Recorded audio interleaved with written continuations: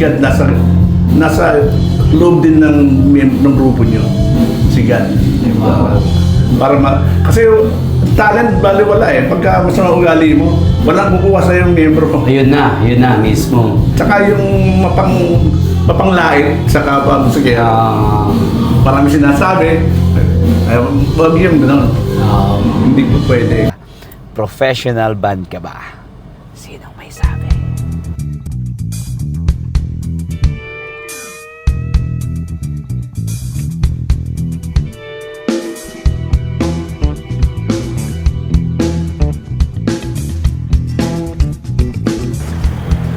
Ayan, isa ito sa pinakamatagal na lugar. Nagsimula ang mga banda. Originally, this is, ano ba to? Shaky Stuff. Ngayon, ito yung tinatawag na Cowboy Grill. Dito natin. Siyempre, kailangan yan. Sikat ka nun yan. Ayan na. Naka-live na tayo. Hello po sa lahat ng mga nasa J Brothers TV. At siyempre, ito po ang, baka ito na yung first episode natin kasi na-shoot ko na yung second, na-shoot ko na yung third. Pero gusto ko yung first kasi medyo pangmalakasan yung dating eh. So dapat yung mga ano. Gusto mo ang title ng episode na to? Ano? Kasi tinanong ko siya kanina, sabi ko sa kanya, gusto mo ba explain ko pa sa'yo? Sabi niya hindi daw, gusto niya yung pang natural lang. Ang title ng vlog ko ay Professional Band Ka Ba? Sinong may sabi? Diba? Bakit yun ang napili ko? Kasi tayo, sa tagal ng panahon, sumasahod tayo ng professional fee. Minsan nga libre. Yun nga, ito pa may darating tayo dyan. Kaya lang, saang point ba tayo na isip natin na, teka, professional ako eh. Gets nyo? So, ang purpose ng vlog na to ay hindi para magmaliit ng hindi professional, pero actually, para baka sakali makatulong sa napakaraming mga musicians na nakikinig, nanonood, ano yung pwedeng maging path nila. Kasi originally, bala ko gawing libro to. Pero hindi ko na siya nagawang libro eh. Gagawin ko na lang siyang vlog. So, ang mangyayari ngayon, kasama na dun yung mga payo ng mga batikan na mga musicians, katulad mo, para malaman ng mga bagong musikero, ano nga ba yung step na pwede naming daanan para maging professional. Okay lang? Okay lang, sige. Okay lang. Okay, goods. Ito na tayo. Para po sa kalaman ng karamihan, magsisimula po tayo sa isa sa pinaka-season. Mas para maganda pakinggan. Hindi ko na sinasabing pinaka-luma kasi mahala. Pinaka-season. Yeah. Pinakaluma. Ay, hindi ko na kasi sinabi. Pinaka-season na band po sa Cowboy Grill. At hindi lang sa Cowboy Grill. Bago pa siya naging Cowboy Grill, Shaky Stuff pa siya. Shaky Stuff, Okay, ngayon, si Dodong po, mga kaibigan, ng Cool Jacks. Yan, papalakpak siyempre. No? Hoy, mga Miron po, palakpak kayo, mga Miron! Lalabas kayo dyan. Ayan, siyempre, ito po yung mahiwagang bandroom sa Cowboy Grill na marami po ang dumaan ng mga artist mula sa mga batikan, mga recording, hanggang mga recording, at saka mga baguhan. Alright? So, magsimula po tayo. Si Dodong po, isa sa pinaka-respetado namin na musician. At marami po kaming natutunan ng J Brothers. Sa totoo lang, sa hindi pa alam nila, marami na kaming natutunan sa Cool Jacks. Nanonood lang kami sa kanila. No? So, simulan natin. Dong, anong year mo naisipan na ito yung music ang balak mong tahakin na path, na landas? Anong year? I mean, ano yung gumising sa'yo? Paano mo nasabi na, ay, parang ito yung gusto kong gawin sa buhay ko? Kasi mula nung start ako ng 80, mga 83, 82, drummer ako kasi. Drummer? At the same time, ako kumakanta. Meron akong na-idea na gusto, yung vokalista, gusto ganito gawin mo. Parang, anong nangyari, nawala yung vokalista na yun. Ako nagmarap, dalawa kami vokalista, kumuha kami ng drummer.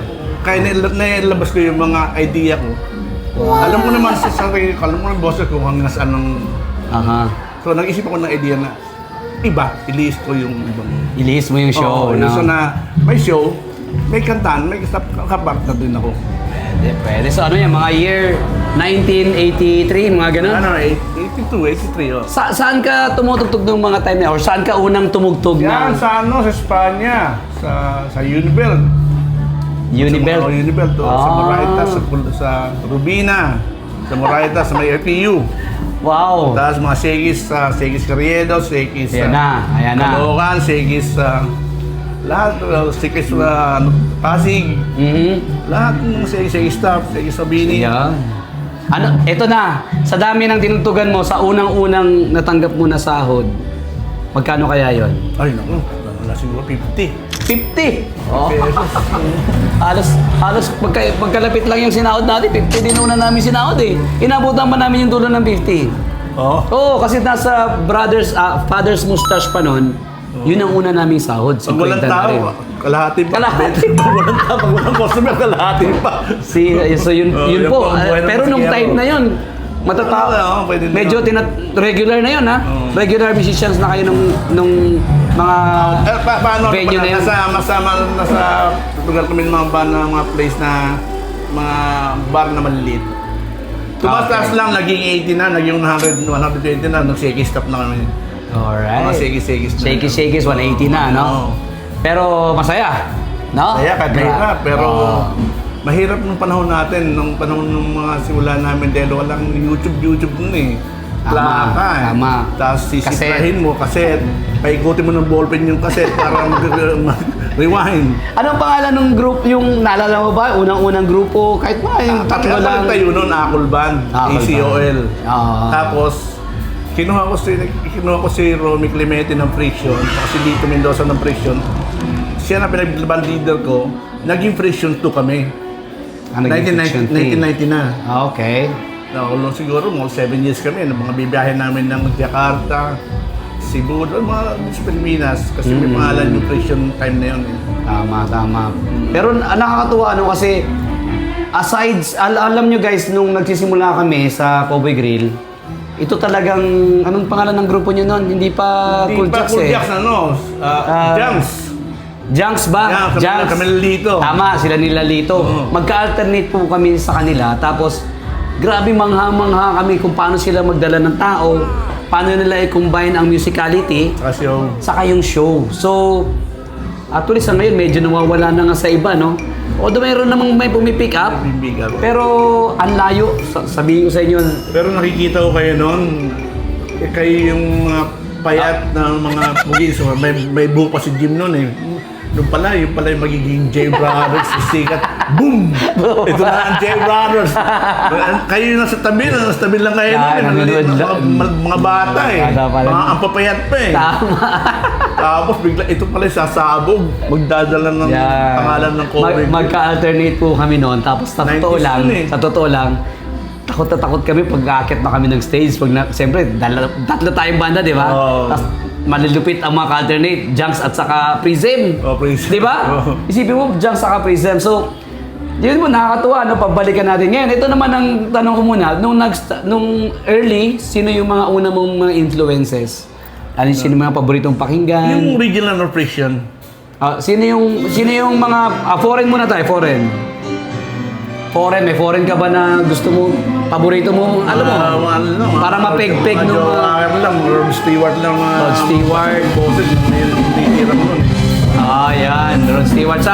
Sa local naman, mga panahon, J Brothers. J Brothers. Yung Friction kasi lagi kami nasa logo ko, jumajam kami ron eh. Doon tayo sa Maraming maingay. salamat nga pala, Jay. Isipan nung... Ay, naman. Usapin mo ako. Hindi, alam mo talaga sa totoo lang, hindi naman pwedeng magawa itong vlog ko nang hindi kita kakausapin. Kasi sa Cowboy Grill, sa ngayon, sila na lang naiiwan na, alam mo, may mapapagpupulutan. Pag may chance ako na makadaan, dumadaan po ako talaga sa Cool Jacks.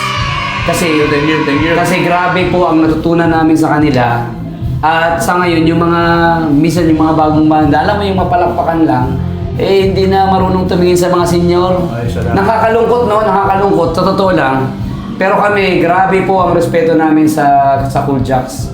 Mula sa lahat ng naging miyembro namin, hindi pwedeng hindi rumispeto sa Thank you. audience. Pero okay lang yun kasi lahat naman tayo gano'n eh. Natuto tayo sa iba, tapos inano natin, i-improve natin, no? Papasa, no? Ngayon, dito na tayo sa katanungan na sa napagdaanan mo, ano yung may papayo mo sa mga bagong banda na nagbubuo pa lang, ganyan, or ano yung or medyo tumutugtog na dito? May papayo ko rin sa mga ganyan, mga banda, mga bago kasi ang importante dyan eh yung ugali eh. Galing. Hindi, pangalawa lang yung talent eh. Yung ugali, marunong kang magbigay, marunong kang tumanggap, marunong kang umunawa, pero marunong ka rin magsalita. Para lang tumagal kayo. Tsaka kailangan sigad nasa loob din ng miyembro ng grupo nyo. Sigad. Kasi talent, bali wala eh. Pagka masama ugali mo, walang kukuha sa yung miyembro ko. Yun na mismo. Tsaka yung mapanglait sa kapwa musikero. Marami sinasabi, wag yung gano'n. Hindi ko pwede. Isa pa sa na-appreciate ko sa grupo nyo, yung lalo na ginagawa nyo ngayon, na kahit wala kang sige sampa ka sa amin, yung grabe kayo accommodating. Di ba? Dalawang keyboard, dalawang gitara, grabe sila ka-accommodating sa mga bagong galing sa biyahe. Walang grupo. Walang grupo. So, papasampahin nila sa grupo Si Chris, ang tagal nang ang tagal nang walang grupo. Hindi sa amin siya eh. Pinasampan lang namin kasi nandun si Reo. Hindi pa si Reo, Ay, isa pa. Wawi. Si Wawi. Pinasampan namin kahit walang budget. Naabutan lang namin. Basta kailangan. Yun. So, isa yun sa na-appreciate ko sa Cool Jacks ng sobra, no? Grabe. Makatulong. Makatulong ng musician. Ganon din yung, hindi ko naman sa inaano sa side naman namin, ang ginagawa ko naman, pag may sumampa, hindi ko naman basta-basta matanggal. Kasi, sige lang, dyan ka lang, hanggat hindi ka pa nakahanap ng ibang masasampahan, isala ka sa amin. So, yun din yung ginagawa namin. Kaya, natutunan ko din yan sa grupo nila. Kung paano sila, di ba? Kasi tulad na sinabi ko, yung pong mga senior na banda, doon natin makukuha. Kasi wala talaga tayong sinusunod na libro, rules and regulations. Wala. Di ba? Nasa sarili natin yun. Ito pa yung pagkatao natin. Yan, ito pa yung isang natulong nyo sa amin. Ang trabaho ng banda ay hindi lang natatapos sa stage. Hindi. Di ba? Share mo naman yung ibang kaya mong sabihin tungkol dyan sa bagay na yan. Yung hindi lang sa tapos sa stage. Siyempre yung obligasyon mo bilang isang miyembro ng isang grupo, yung sisiprahin mo. Tsaka yung silipan. Maraming silipan yun. Late ka, ensayo late. Tapos pagka nasilip ka naman, ikaw naman magagalit ka rin. So, tama. Kasi napakahirap eh. Wala tayong sinasabi na walang body clock. Wala. Tayo na mismo may dala nun. Tayo magdadala nun. So, isa yan sa mga gumagawa din ako ng libro kasi ginagawa ko sana yung responsibility ng musician sa ensayo o sa bahay. Hiwalay yung pag sa bahay, di ba? Wala eh. Hiwalay yung ensayo. Wala yung problema. Walang dadalhin sa stage. Yun May problema. Di ba magkasama sa grupo, drummer, gitarista, vocalista, babae. May problema. Ang dadalhin sa stage. After na lang. Magbugbugan kayo sa bahay. Sa tama. Huwag nyo dadalhin sa stage kasi hindi na kayo may nagmamayari sa inyo yung time na yun eh. Yung crowd. Yan. Bali yung nagbabayad sa inyo eh. Hindi naman kayo patutugtugin doon ng may-ari kung hindi nyo kayang mag-perform. Kaya sila ang boss natin, hindi mo Tama, pakinggan yan. Ito naman, magbigay ka ng isang nakakatawang... Wala, hindi na marunong patawang ngayon eh. Hindi. Marami na akong gout eh. Hindi yung sa'yo, hindi yung show mo. Yung reaction ng customer. Minsan nag-assosyo ako ng tunog. Sundan niya siya sa tunog, di ba? Tunog na show. Tapos, nautot mo na siya. Kasi Sino? pagsalita ko nun, may umiinom na babae, biglang napabuga, tapos tulo sipon dito. Nakita sa harapan eh. Sa harapan? Sa harapan eh. Si Uniwedon eh. Sa katatawa. Yun na, shakis yata. Shakis ay harap lang yung mga tao eh. Oo. Napabuga, tapos tulo sipon. Ayan, ang matatawa. Natatawa ako ng... Pero very... The roof is on fire. The roof is on fire. The roof is on fire. Find the leader. Find the leader. Find the leader. Follow the leader. Follow the leader. Follow the leader. Follow the leader. Hey, leader. Follow the leader. Follow the leader. Follow the leader. Hey, leader. Follow the leader.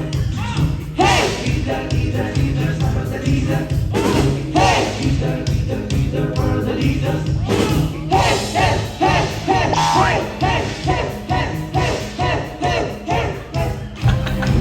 Pero very rewarding, no?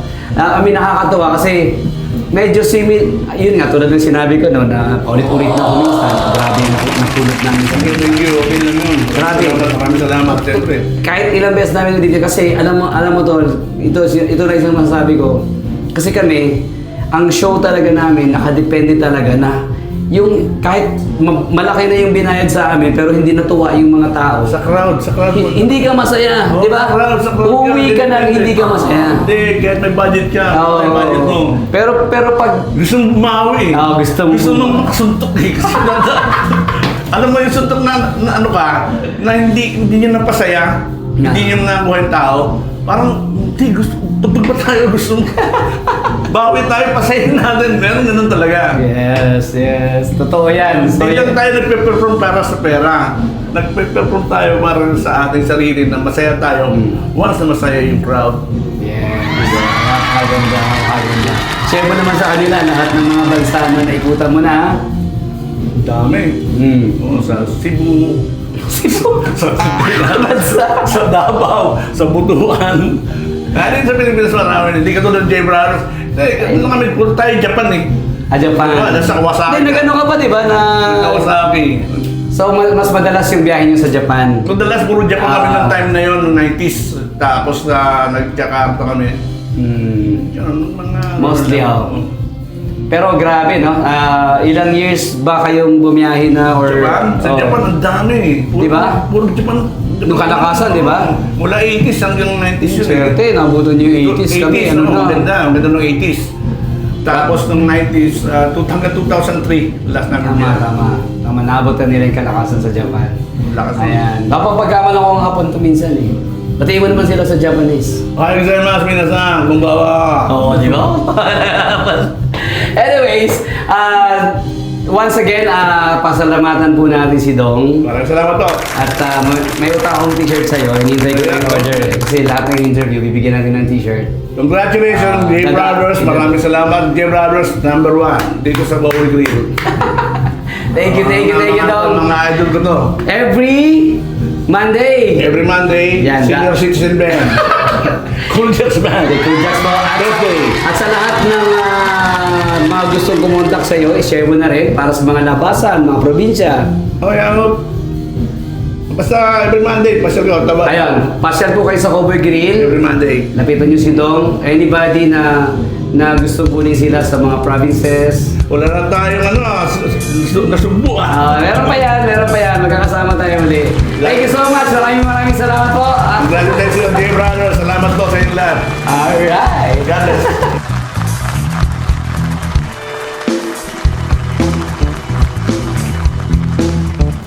See you guys.